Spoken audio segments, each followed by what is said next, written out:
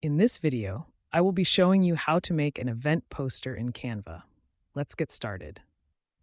I'll begin on the templates page and type event poster into the search bar to see what's available. There are millions of templates to choose from, so I'll scroll through the results until I find a style that matches my theme.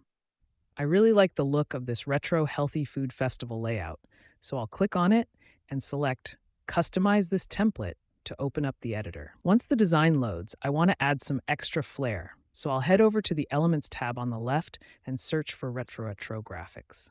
I'll pick out this sunburst element and drag the corners to scale it up until it covers the entire background. Now I'll go to the Position menu and send it all the way to the back so it doesn't block my text.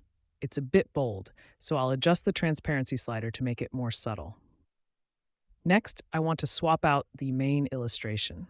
I'll search for healthy retro food to find a character with a bit more personality. I'll delete the original salad bowl and replace it with this fun, waving salad character. To make sure it fits the brand, I'll use the color picker to change the character's outline and accents to match the existing color palette. I'll take a moment to resize the bowl and rearrange the free entry and free salad stickers so they sit nicely in the foreground. After grouping and centering my elements, I'll focus on the typography.